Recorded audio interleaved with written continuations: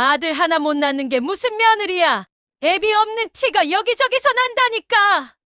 산부인과 대기실이었습니다. 임신 39주. 술 냄새를 풀풀 풍기던 남편은 진통으로 몸을 웅크린 아내의 정강이를 툭 걷어찼습니다. 시어머니는 머리채를 거칠게 잡아 흔들었습니다. 그날 병원 복도 전체를 울린 건 쿵 하는 의자 넘어가는 소리였습니다. 그리고 제발 그만이라는 젊은 여자의 애원이었습니다. 간호사가 호출 버튼을 누를 때 난 긴급경보음도 함께 울려 퍼졌습니다. 누가, 어디서, 무엇을 했을까요? 서울 동부권의 한 산부인과였습니다. 주인공은 29살 선아. 남편 기훈, 시어머니 윤말자, 그리고 부산에서 올라온 엄마 박영란. 진통 시작과 동시에 벌어진 폭언과 폭력이었습니다. CCTV에 고스란히 남은 장면들이었습니다. 그 파문과 피눈물의 대가가 뒤따랐습니다. 과연 이 가족은 어디로 흘러갔을까요? 누가 사과를 하고 누가 파멸로 굴러떨어졌을까요? 마지막엔 사이다처럼 통쾌한 결말이 기다리고 있었을까요? 여러분의 오후 2시입니다. 인생의 가장 뜨겁고 가장 낯선 진실과 마주하는 시간입니다. 채널 오후 2시 인생극장입니다. 구독과 알림을 눌러주시면 매일 오후 2시 당신의 심장을 두드릴 충격 실화가 찾아갑니다. 자, 오늘의 이야기를 시작합니다. 서울 강북의 오래된 골목 끝이었습니다. 소망산부인과의 간판은 비가 오면 더 빛났습니다. 분홍빛 네온 아래에서 하루에도 몇 번씩 울음이 시작되었습니다. 하루에도 몇 번씩 새로운 이름이 세상에 등록되곤 했습니다. 그 병원 3층 대기실이었습니다. 잔잔하게 흘러나오는 자장가 편곡곡 사이로 삐익하는 신밖의 소리가 가끔씩 섞여 들어왔습니다. 그날도 그랬습니다. 주인공 선아는 29이었습니다. 결혼한 지 딱 2년이었습니다. 서른을 앞두고 처사이를 맞는 설렘을 꾸깃꾸깃 접어 주머니에 넣고 있었습니다. 이른 오후부터 시작된 규칙적인 통증을 세며 병원으로 향했습니다. 그녀의 직업은 작은 도서관 사서였습니다. 말수가 적었고 대신 표정이 풍성했습니다. 책장 정리할 때 나오는 종이 냄새를 좋아했습니다. 출산 전 마지막으로 대출해 둔 책 제목은 아기와 처음 나누는 대화였습니다. 그 책을 집에 놓고 온 게 마음에 걸렸습니다. 아침에 다시 한번 펼쳐보려 했는데 통증이 갑자기 밀려와서 그대로 나와버렸던 겁니다. 어쩌면 아이가 서둘렀나 보다 생각했습니다. 그래, 엄마를 빨리 보고 싶었나 보다 속으로 웃었습니다. 기훈은 32이었습니다. 건설자재 유통회사 영업팀에 다녔습니다. 목소리가 컸습니다. 회식이 많았습니다. 약속을 잘 잊었습니다.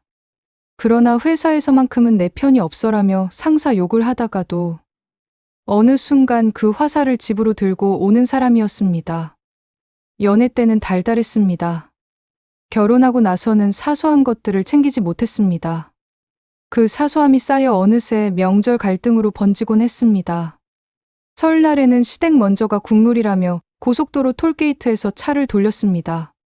추석에는 며느리는 부엌이 자리하라며 선아에게 친정 방문 시간을 30분으로 제한했습니다. 선아는 그때마다 입술을 깨물었습니다. 말로 하면 싸움이 될 것 같았기 때문입니다. 그런데 참는 게 쌓이면 더 무거워진다는 걸 그녀는 임신하고 나서야 알았습니다. 윤말자였습니다. 70에 가까운 나이에도 손목엔 금팔찌가 덕지덕지 달려 있었습니다. 입에서 나오는 말은 늘 날이 서 있었습니다. 나는 며느리한테 손톱만큼도 기대 안 한다라고 말하면서도 설거지에 묻은 얼룩 하나에도 눈을 부릅떴습니다. 손자를 아들이라고 불렀습니다. 아직 태어나지도 않은데도 말입니다. 무엇보다 그녀는 자신의 젊은 시절을 고생담으로 포장했습니다. 그 고생값을 며느리에게 회수하려는 버릇이 있었습니다. 명절만 되면 말자는 이렇게 말했습니다. 내 때는 새벽 4시에 일어나 밥을 했다. 손가락에 칼자국이 몇 개인 줄 아냐? 그러면서 며느리는 편하게만 산다는 말을 덧붙였습니다. 선아는 그 말을 들을 때마다 가슴이 답답했습니다. 자기도 일을 하고 있는데 고생은 세대마다 다른 모양인데 자꾸 비교당하는 게 힘들었습니다. 박영란은 부산 동래구에서 노동법률사무소를 운영하는 공인노무사였습니다. 20살에 남편을 잃고 홀로 두 딸을 키웠습니다. 서류철과 샤프로 만들어진 세계에서 평생을 버텨온 탓이었습니다. 감정은 뜨겁되 행동은 늘 치밀했습니다. 그녀는 말로 싸우지 않았습니다. 대신 근거와 증거로 싸웠습니다. 화가 나면 문장을 써라. 고소장은 감정이 아니라 사실로 쓰는 거다. 늘 이렇게 말하곤 했습니다. 영란은 딸들에게 늘 강조했습니다. 세상은 억울하다고 바뀌지 않는다. 증거를 쌓아야 바뀐다. 그래서 선아는 어릴 때부터 일기를 쓸 때도 날짜와 시간을 정확히 적는 버릇이 생겼습니다. 엄마가 그렇게 가르쳤기 때문이었습니다. 결혼 초 선아는 친정과 시댁 사이에서 흔들렸습니다. 특히 명절 갈등은 매해 돌아오는 지뢰밭이었습니다. 말자는 둘째부터는 주말에나 가라. 친정은 도망 안 간다며 빈정거렸습니다. 기우는 그 말에 고개를 끄덕였습니다. 선아는 그저 엄마도 보고 싶어요라고 말했을 뿐이었습니다. 그 평범한 문장이 늘 논쟁의 도화선이 되곤 했습니다. 추석 전날이었습니다. 선아는 친정에 먼저 가고 싶다고 조심스럽게 말했습니다. 엄마가 허리 수술을 받아서 걱정된다고 했습니다. 기우는 차가운 목소리로 대답했습니다. 시댁이 먼저다. 그게 순서야. 선아는 그날 밤 혼자 울었습니다. 베개에 얼굴을 묻고 소리 없이 울었습니다. 그러다가 임신 9개월이었습니다. 마침내 그날이 왔습니다. 오전부터 느리게 오르던 통증이 정오 무렵엔 등줄기로 훅훅 타고 올랐습니다. 양수가 미세하게 샜는지 축축한 느낌이 들었습니다. 선아는 휴대폰을 움켜쥐고 남편에게 전화를 걸었습니다. 여보, 규칙적으로 와. 아마 오늘일 것 같아. 전화기 너머로 들려온 건 환호가 아니었습니다. 술잔이 부딪히는 딸깍 소리였습니다. 지금? 아, 알았어. 회식 중인데 금방. 그 금방은 결국 2시간이 되었습니다. 그 사이 선아는 택시를 타고 소망산부인과로 향했습니다. 간호사에게 이름과 출산 기록을 확인받은 뒤 3층 대기실 의자에 앉았습니다. 통증은 파도처럼 주기적으로 몰려왔습니다. 의자는 낡아서 삐걱거렸습니다. 선아는 땀 젖은 손으로 배를 쓰다듬으며 혼잣말을 했습니다. 괜찮아. 엄마가 있잖아. 조금만 버티자. 택시 기사가 물었습니다. 보호자는요? 선아는 고개를 저었습니다. 곧 온대요. 그렇게 대답하면서도 가슴 한편이 서늘했습니다. 정말 올까? 이번에도 늦을까? 그런 생각들이 스쳐 지나갔습니다. 그때였습니다. 엘리베이터 문이 벌컥 열렸습니다. 남자의 거친 발소리와 함께 무거운 향수와 술 냄새가 뒤섞인 공기가 대기실로 밀려들었습니다. 그 뒤로는 금팔찌가 번쩍이는 손이 보였습니다. 시어머니였습니다. 어이쿠, 우리 며느리 표정 좀 봐. 애 낳는 게 뭐 대수라고, 5번은. 그 순간 선아의 배가 돌처럼 단단해졌습니다. 통증은 또다시 파도처럼 몰려왔습니다. 그녀는 입술을 깨물었습니다.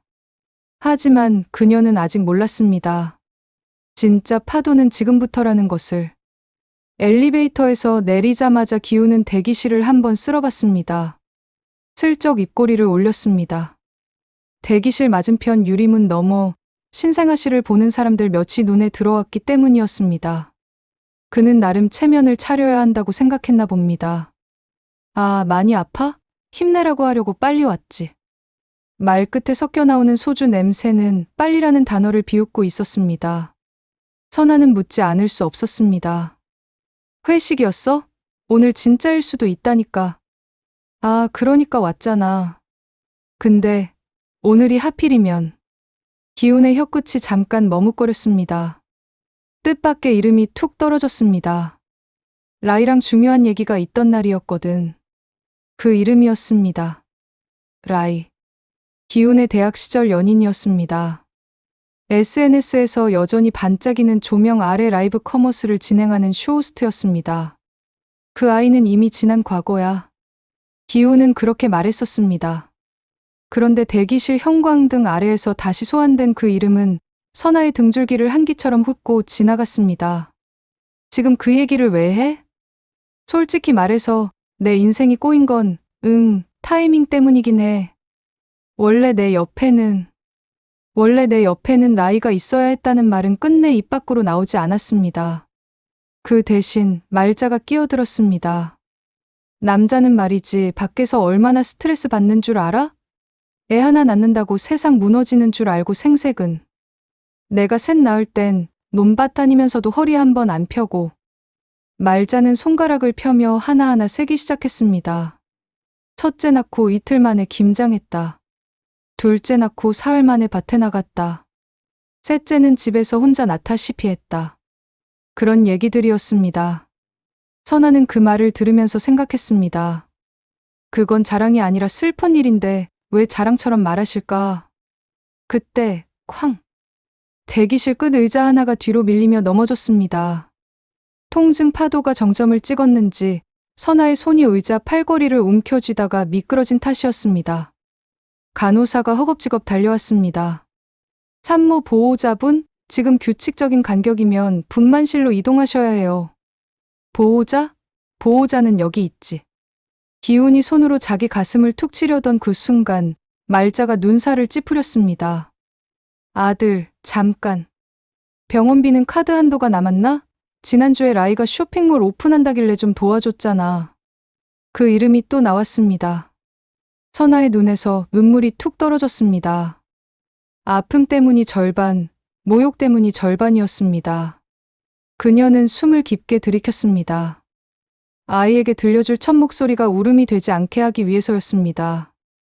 어머니, 제발 지금은 그런 얘기 하지 말아주세요. 그때 말자의 손이 번개처럼 뻗었습니다. 머리채였습니다. 쌩. 머리끝이 당겨지며 의자가 바닥을 긁는 소리가 섞였습니다. 어따 대고 훈수야? 며느리가 어디서 시어미한테 말대꾸를 해? 그만하세요. 간호사가 사이로 몸을 밀어 넣었습니다. 하지만 이미 스파크가 튀고 말았습니다. 기훈의 발끝이 선아의 정강이를 툭 건드렸습니다. 그게 툭이 아니라는 건 정강이에서 전해진 둔탁한 통증이 증명했습니다. 조용히 해. 지금 사람들 다 보잖아. 그 순간 대기실의 공기 전체가 얼었습니다. 아기의 첫 울음 같은 그러나 정반대의 어떤 비명이 공기를 갈랐기 때문이었습니다. 살려주세요. 분만실에서 들려오는 소리가 아니었습니다. 선아의 입에서 나온 아주 낮고도 처절한 신음이었습니다. 그녀의 배가 딱딱하게 굳어가자 간호사는 분만실 호출을 눌렀습니다. 휠체어를 끌어왔습니다. 산모 보호자분, 지금 당장 이동하셔야 해요. 이동은 무슨 이동이야. 과장 좀 하지 마. 말자가 손을 내젓는 순간 다른 손이 그 손목을 붙잡았습니다. 젊은 의사의 단단한 손이었습니다. 보호자분, 지금은 의료진 지시에 따르세요. 그때 저 멀리 CCTV 위에 붉은 LED가 깜박하고 빛났습니다. 작은 불빛 하나였습니다. 하지만 그 빨간 점은 이후로 이어질 복수의 불씨였습니다. 누군가를 파멸로 몰고 갈 스위치였습니다. 선아는 휠체어에 실렸습니다. 분만이실의 문이 스윽 닫히는 순간 엘리베이터 문이 다시 열렸습니다. 우리 선아야. 부산 사투리의 따뜻한 물결이 복도를 덮었습니다. 박영란이었습니다. 부산에서 첫 차를 타고 달려온 친정엄마였습니다. 그녀는 휠체어 손잡이를 단단히 붙잡았습니다. 누가 우리 애한테 손댔노? 영란의 목소리는 낮았습니다. 낮은 목소리는 더 멀리까지 들렸습니다. 기훈은 순간 눈을 피했습니다. 말자는 입술을 오므렸습니다. 오해하실 건 없어. 요즘 산모들이 예민해서. 예민? 영란은 고개를 아주 천천히 들었습니다. 예민한 게 아니고 아픈 기다. 아픈 사람한테 손대는 건 폭력이데이. 병원 CCTV 다 있지에? 간호사가 고개를 끄덕였습니다. 네, 모두 기록돼 있습니다. 그때서야 기훈의 표정이 아주 조금 흔들렸습니다. 그러나 술기운은 아직 그의 판단을 붙잡고 놓아주지 않았습니다. 어머니, 그게 그냥 살짝이 법에서는 폭행이라 카더라. 영란의 인매가 미세하게 굳어졌습니다. 그녀는 핸드백에서 작은 노트를 꺼냈습니다. 날짜와 시간, 장소, 등장인물들을 한 줄 한 줄 적어 내려가기 시작했습니다. 말해봐라. 라가 뭐라고? 그 누구? 라이요. 선아 대신 간호사가 대답했습니다. 라이. 그 두 글자는 이제 단순한 과거의 이름이 아니었습니다. 불륜의 냄새를 풍기는, 그리고 앞으로 이 사건의 위태로운 추를 더 아래로 당길 상징이 되어가고 있었습니다. 영란은 계속 노트에 적었습니다. 시간, 장소, 증인, 발언 내용, 물리적 접촉 여부, 목격자 수까지 빠짐없이 기록했습니다. 그녀의 손끝은 떨리지 않았습니다. 노무사로 살아온 세월이 손끝을 단련시켜 놓았기 때문이었습니다. 분만실 안은 작전실 같았습니다. 혈압 160에 100 상승, 기저심박 불안정, 변동성 감소. 호흡 깊이 유지하세요. 간호사의 목소리가 겹쳐지며 떠다녔습니다. 모니터의 파형은 심해지는 파도처럼 들쭉날쭉 흔들렸습니다. 선아는 눈을 감고 흘러나오는 숨을 붙잡았습니다. 아가야, 엄마가 버틸게. 아직 나오면 안 돼. 속으로 되뇌었습니다. 진통이 올 때마다 머릿속에 떠오르는 건 아까 대기실에서 들었던 그 말들이었습니다. 5번은 그 말들이 통증과 겹쳐서 몸을 후벼 팠습니다. 선아는 이를 악물었습니다. 지금은 아이만 생각하자. 아이만. 복도 쪽 영란은 분만실 문 앞에서 두 손을 모았습니다. 두 손이 떨릴수록 그녀의 머리는 더 차가워졌습니다. 지금 화내면 진다. 화는 나중에, 증거부터. 그렇게 마음을 다잡았습니다. 그녀는 안내데스크에 가서 조용히 물었습니다. 병원 CCTV 보관 기간이 며칠입니까? 그리고 진료기록 사본교부 절차는요? CCTV는 통상 30일 보관이며 수사기관 요청 시 즉시 제공됩니다. 진료기록 사본은 보호자 확인 후 가능합니다. 메모는 더 촘촘해졌습니다. 영란은 펜을 쥔 손에 힘을 주었습니다. 글씨 하나하나가 또렷했습니다. 나중에 법정에서 쓸 거다. 하나도 빠뜨리면 안 된다. 그런 생각이었습니다. 그때 분만실 문이 열리고 담당 의사가 나왔습니다. 가족분, 산모 스트레스로 인해 진행이 급격히 빨라졌습니다. 응급 제왕절개를 고려해야 할 수 있어요. 영란의 눈이 젖었습니다. 그러나 그녀는 물었습니다. 태아는요? 심박이 불안정했다가 조금 회복됐습니다. 지금은 집중 관찰 중입니다. 영란은 고개를 끄덕였습니다. 수술동에 제가 합니다. 손이 떨렸습니다. 그래도 동의서를 받아들고 이름을 적었습니다. 박영란. 세 글자가 평소보다 흔들렸지만 그래도 또렷했습니다. 엄마는 강해야 한다. 딸을 지켜야 한다. 그 생각뿐이었습니다. 그 사이 복도 끝에서 말자의 목소리가 또 치고 들어왔습니다. 아이고 호들갑은 나 때는 말이야 마취도 없이 나았어. 요즘 것들은 쓸데없이 병원을. 그 말을 더 잊지 못하게 한 것은 영란이 펼친 스마트폰이었습니다. 지금부터 내 말 녹음한다. 이름, 주소, 관계, 그리고 방금 한 말. 다 말해라. 말자는 잠깐 움찔했습니다. 이내 콧방귀를 뀌었습니다. 왜? 고소라도 하게? 그래. 가정폭력처벌법, 특수폭행, 아동청소년복지법, 태아도 보호 대상이다. 말자의 눈이 동그래졌습니다. 뭐? 태아가 아동이라고? 법은 모르면 다치고 알면 지킨다. 지금부터 하나라도 지켜라. 영란은 녹음 버튼을 눌렀습니다. 빨간 녹음 표시가 화면에 떴습니다. 말자는 그제야 입을 다물었습니다. 하지만 눈빛만큼은 여전히 날카로웠습니다. 그때 분만실 안에서 아기의 울음 같지 않은 그러나 희미한 소리가 새어나왔습니다. 누구의 울음인지 분간되지 않는 공기의 울음이었습니다. 담당 의사가 다시 나왔습니다. 자연분만으로 진행합니다. 조금만 더 버티면 됩니다. 영란은 가슴을 쓸었습니다. 선아야. 그 이름을 속으로 불렀습니다. 견뎌라. 엄마가 여기 있다. 내 엄마도 여기 있다. 그렇게 기도했습니다. 복도 반대편, 기훈의 휴대폰 화면이 켜졌다 꺼졌다를 반복했습니다. 카카오톡 상단에 고정된 방이 보였습니다. 라이였습니다. 오늘 얘기 왜 펑크야? 배려 없는 거 알지? 난 방송 앞두고 컨디션 관리한다고. 기훈은 답장을 쓰다가 지웠습니다. 지금은 안 되지. 속으로 중얼거렸습니다. 하지만 손가락은 자꾸만 그 방으로 돌아갔습니다.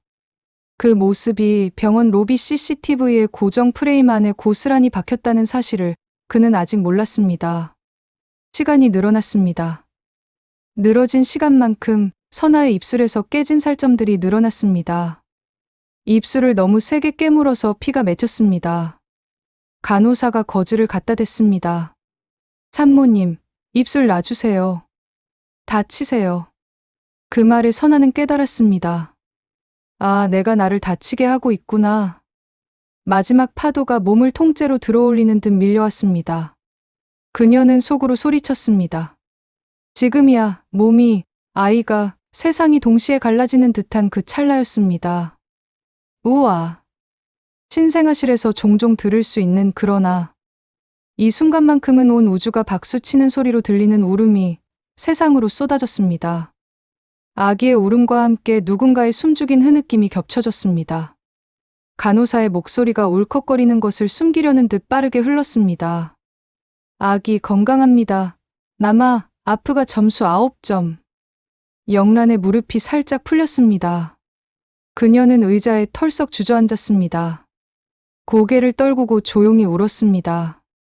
그 눈물은 기쁨 반, 분노 반이었습니다. 그 분노가 복수로 모양을 갖추기 시작하는 순간이었습니다. 손으로 얼굴을 감쌌습니다. 어깨가 들썩였습니다.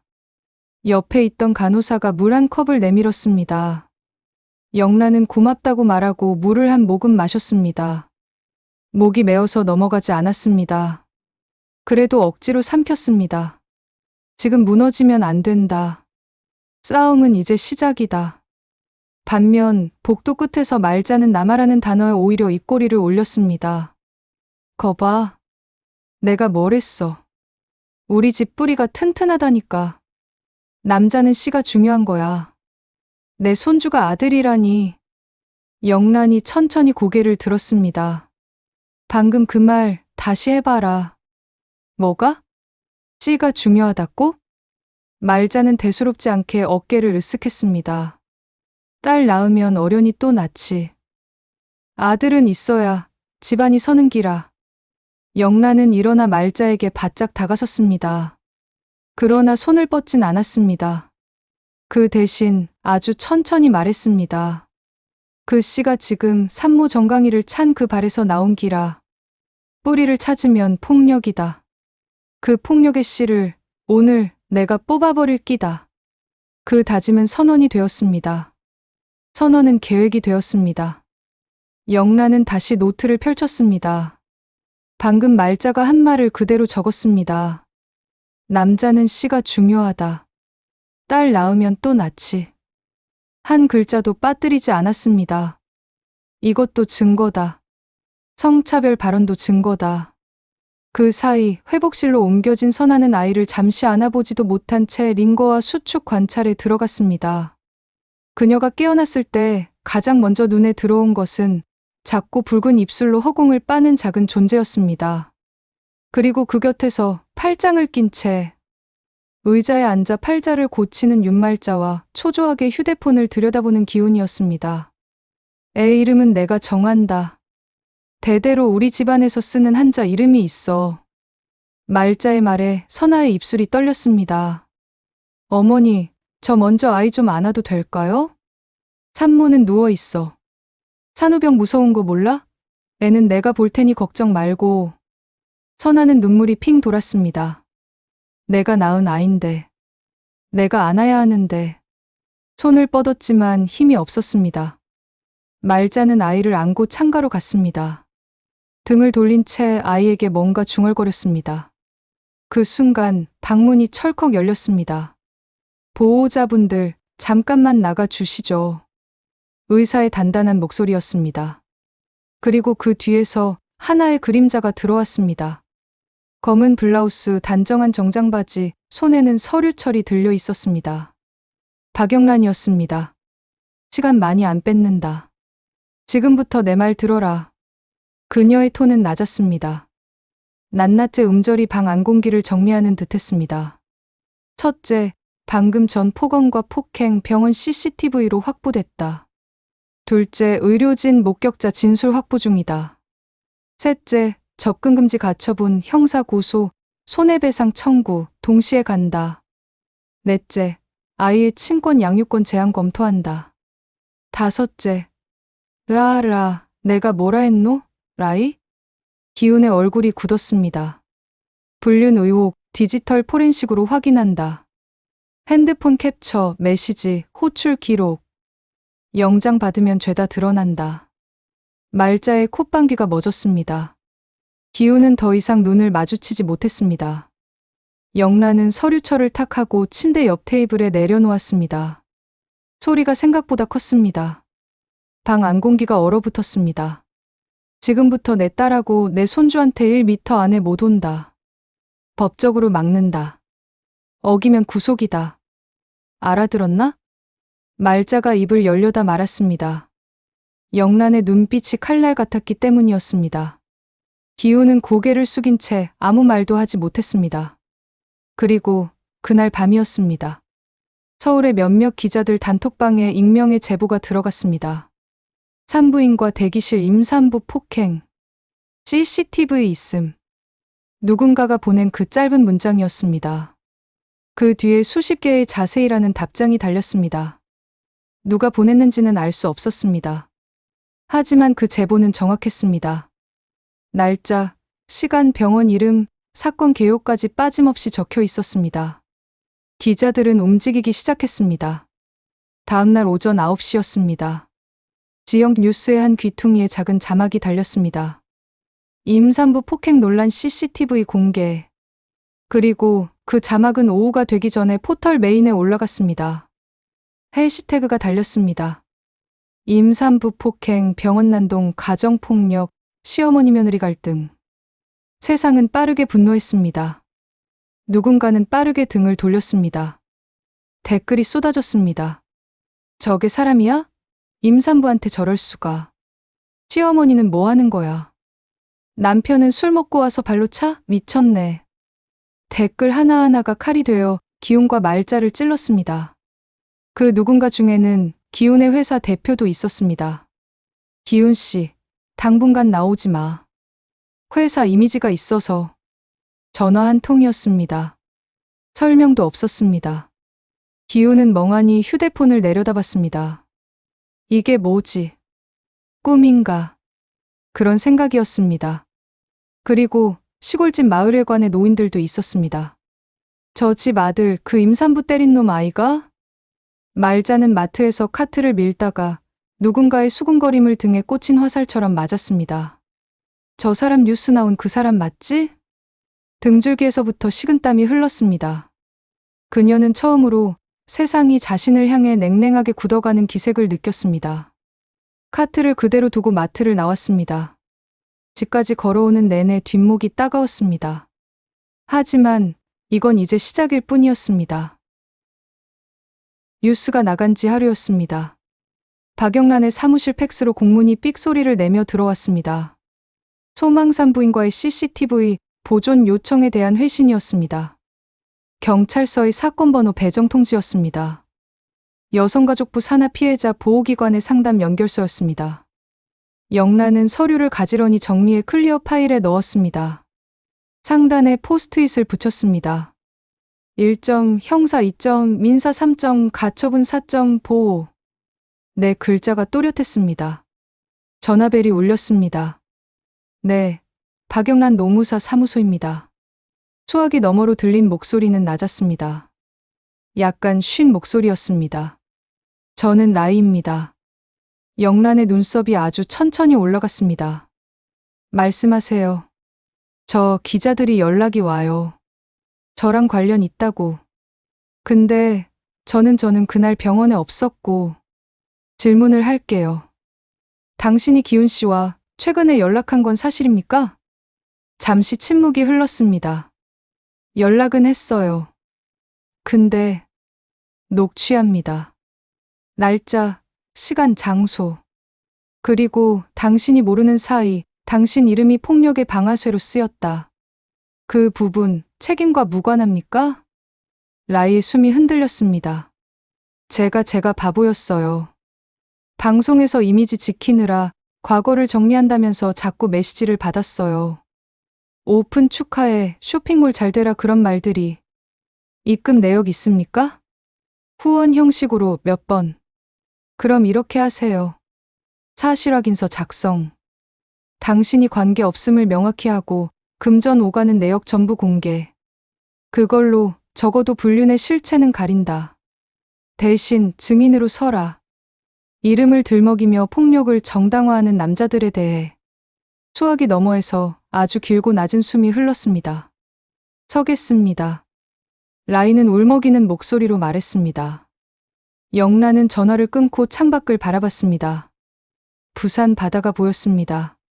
파도가 일렁였습니다. 저 파도처럼 이제 밀어붙여야 한다. 그런 생각이었습니다. 그날 오후 여성단체들과 기자들이 공동으로 기획한 공개 토론회가 열렸습니다. 주제는 임산부 폭행, 사회의 공범은 누구인가였습니다. 그 자리에서 라이는 떨리는 손으로 마이크를 잡고 말했습니다. 저의 이름이 누군가의 폭력을 합리화하는 구실처럼 쓰였습니다. 저는 그게 얼마나 위험한지 이제야 압니다. 미안합니다. 그 영상은 다음날 오전 더 큰 파문을 일으켰습니다. 여론의 화살은 이제 개인의 사생활을 파고드는 데서 멈추지 않았습니다. 가부장 문화, 시어머니 며느리 갈등, 폭력의 세습을 향했습니다. 말자의 전화는 불이 났습니다. 권사님, 교회에서는 당분간 봉사는 어려울 것 같습니다. 발주처인데요. 최근 이슈 때문에 계약을 재검토하겠습니다. 기훈의 아버지 쪽 거래처였던 레미콘 회사의 연락이었습니다. 은행도 움직였습니다. 고객님의 기업 대출, 이미지 리스크 사유로 조기 상환 요구가. 그 소식이 기훈에 붙인 기찬수에게 전해졌을 때 그는 낡은 서랍에 도장을 꺼내다 말고 바닥에 털썩 주저앉았습니다. 아들 하나 잘못 둔 죄로 내가 망하는 기가. 손이 떨렸습니다. 도장이 바닥에 떨어져 대굴대굴 굴러갔습니다. 그 도장을 보며 기찬수는 생각했습니다. 평생 쌓아온 게 하루아침에 무너지는구나. 하지만 영란의 계획은 망하게 하는 것이 목적이 아니었습니다. 목적은 단 하나, 다시는 손대지 못하게 하는 것이었습니다. 그 다시는 앞에 견고한 법의 벽을 세우는 것이었습니다. 그녀는 변호사와 함께 서류를 접수했습니다. 형사, 폭행, 공동폭행, 의료원 무방해, 민사, 위자료, 치료비, 산후조리 비용, 향후 치료비, 정신적 손해, 가처분 100m 이내 접근 금지, 유치원 어린이집 등 보호처분 포함, 가족법, 친권 일부 제한, 양육권 단독 지정. 서류를 제출할 때마다 도장을 찍었습니다. 쿵, 쿵, 쿵. 그 소리가 통쾌했습니다. 이게 정의의 소리다. 영란은 그렇게 생각했습니다. 그리고 결정적인 반전은 이때 찾아왔습니다. 경찰 조사 과정에서 병원 복도 CCTV 외에 휴대폰 영상이 하나 더 확보된 것이었습니다. 대기실에 있던 중년 여성이 찍은 영상이었습니다. 그 영상의 마지막 5초였습니다. 기훈이 휴대폰 화면을 슬쩍 보여주며 오늘은 못 가, 병원이라서라고 말하는 장면이었습니다. 그 화면 상단에 떠 있는 이름, 라이와 마지막 메시지, 그럼 아기 낳고 와. 영상 속 자막처럼 박힌 그 메시지 한 줄은 오히려 라이를 면책했습니다. 동시에 기훈을 오감했습니다. 불륜의 증거로 쓰이기보다 상황의 전말, 즉 술자리 중에도 그는 다른 여자를 먼저 생각했고 그 이름을 칼처럼 휘둘러 아내를 찔렀다는 것을 선명하게 보여줬기 때문이었습니다. 또 하나의 조력자는 뜻밖에도 기훈의 회사 동료였습니다. 그녀는 익명으로 진술했습니다. 회식 때마다 기훈 씨는 집에서는 말이야, 애 낳는 것도 서비스라니까 같은 말을 했어요. 명절 때도 며느리는 부엌이 자리라고. 그 말들은 무심한 농담처럼 던져졌습니다. 하지만 기록으로 모이면 증거가 되었습니다. 문화가 폭력을 감싸는 담요였다는 증거였습니다. 법정은 준비를 끝냈습니다. 서울북부지법 형사합의였습니다. 방청석은 이른 아침부터 가득 찼습니다. 언론, 시민, 여성단체의 깃발, 그리고 어제 막 아이를 예방접종 마치고 온 젊은 부모들까지 있었습니다. 누구도 이 사건을 가정사로 축소하려 들지 않았습니다. 기훈은 수의 차림으로 입정했습니다. 그 옆에는 말자가 앉아 있었습니다. 표정은 돌처럼 굳어 있었습니다. 그 돌은 곧 금이 갔습니다. 검사가 증거 목록을 읽었습니다. 증 제1호 병원 CCTV 영상. 증 제2호 피해자 진료기록 4본. 증 제3호 목격자 진술서 7부. 증 제4호 피고인 휴대폰 포렌식 보고서. 증 제5호 대기실 촬영 영상. 영상이 틀어졌습니다. 쾅! 의자가 밀리는 소리였습니다. 쌩! 머리채가 잡히는 음향이었습니다. 툭! 발끝이 정강이를 치는 둔탁음이었습니다. 그리고 제발 그만 선아의 목소리였습니다. 방청석 곳곳에서 억눌린 신음이 났습니다. 어떤 사람은 고개를 돌렸습니다. 어떤 사람은 눈을 감았습니다. 어떤 사람은 주먹을 쥐었습니다. 말자는 고개를 숙였습니다. 기훈은 눈을 감았습니다. 변호인은 최후에 이렇게 주장했습니다. 피고인은 술에 만취한 상태였고 순간적인 실수였습니다.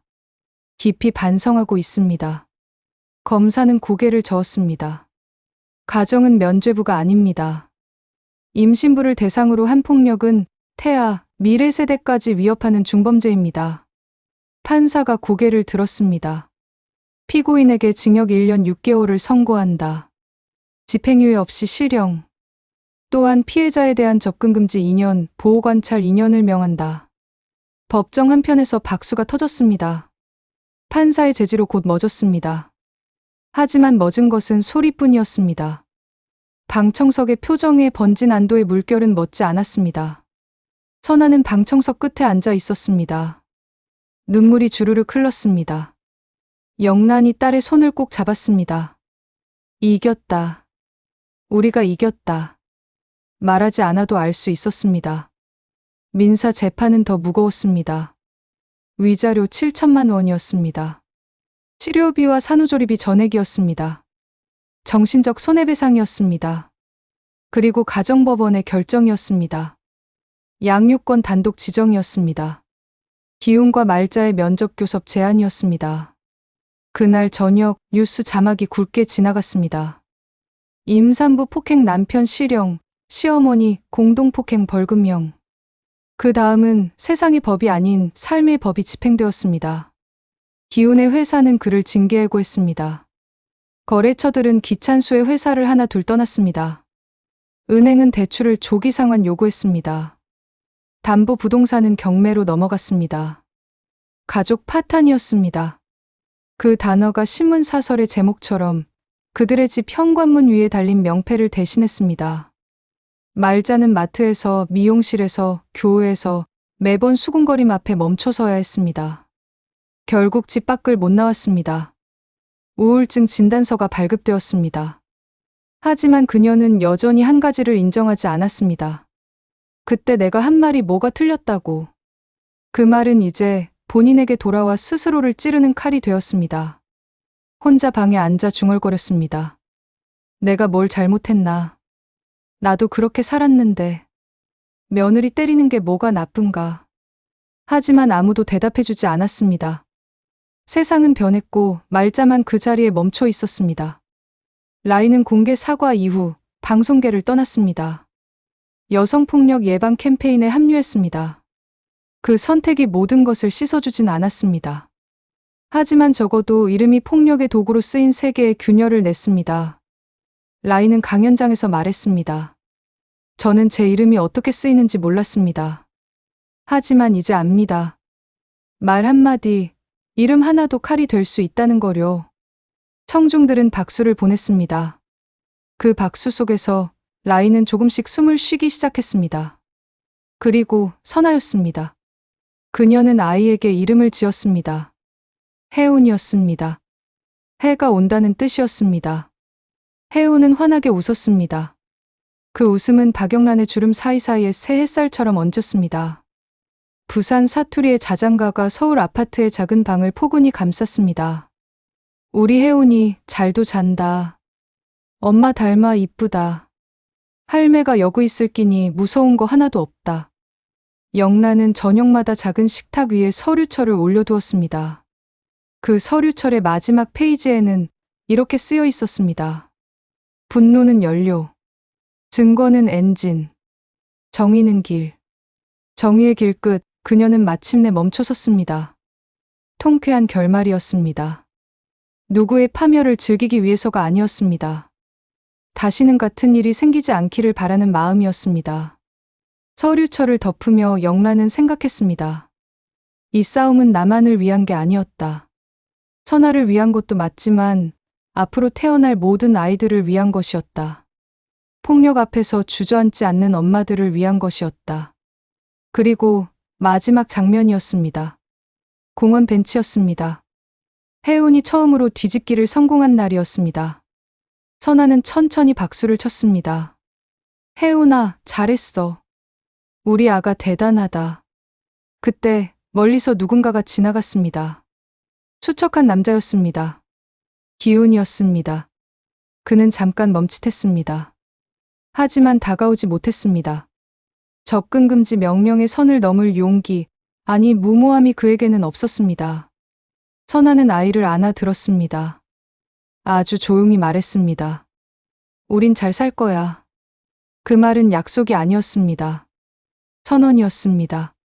기훈은 고개를 돌려 걸어갔습니다. 뒷모습이 초라했습니다. 어깨가 축 처져 있었습니다. 선아는 그 뒷모습을 보지 않았습니다. 대신 아이를 내려다봤습니다. 혜운이가 방긋 웃었습니다. 그 웃음이 전부였습니다. 영란은 벤치 옆에 서서 말했습니다. 우리 이제 밥 먹으러 가자. 할매가 미역국 끓였다. 선아는 고개를 끄덕였습니다. 세 사람은 천천히 공원을 나섰습니다. 햇살이 따뜻했습니다. 바람이 불었습니다.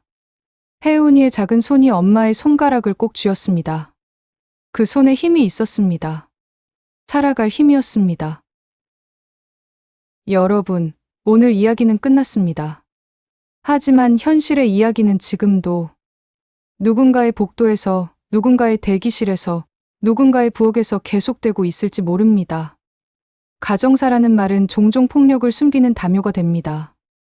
문화라는 말은 가끔 차별을 포장하는 리본이 됩니다. 농담이라는 말은 어느 순간 상처를 합리화하는 칼집이 됩니다. 기억합시다. 증거를 모으는 일은 겁쟁이의 행동이 아닙니다. 용기의 다른 이름입니다. 피눈물로 지나간 밤을 사이다처럼 시원한 아침으로 바꾸는 방법은 감정의 폭발이 아니라 절차의 집요함일 때가 많습니다. 오늘의 교훈이었습니다. 첫째, 시어머니 며느리 갈등이든 부부 갈등이든 폭언 폭력으로 치달으면 즉시 기록하고 신고하십시오. 둘째, 명절 갈등이 매년 반복된다면 그 말들 속에서 관성의 폭력을 찾아내십시오. 셋째, 불륜의 그림자가 관계를 혼탁하게 만들 때 이름을 칼처럼 휘두르는 행위가 또 다른 폭력임을 분명히 합시다. 넷째, 그리고 아이 편에 서십시오. 울음 앞에서 가장 먼저 서야 할 사람은 힘 있는 누군가가 아니라 책임지는 어른이어야 합니다. 폭력은 대물림됩니다. 하지만 용기도 대물림됩니다. 영란이 선아에게 물려준 건 재산이 아니었습니다. 싸우는 법이었습니다. 선아가 혜운에게 물려줄 것도 마찬가지일 겁니다. 세상은 가만히 있으면 바뀌지 않는다. 증거를 쌓고 목소리를 내고 법을 믿어야 한다. 그 가르침이었습니다. 이야기에 공감하셨다면 우리 채널과 함께 해주세요. 구독해 두시면 매일 오후 2시 가슴이 뜨겁고 손끝이 차가워지는 실화 드라마가 찾아옵니다. 다음 이야기도 놓치지 마세요. 오후 2시 인생극장이었습니다. 감사합니다.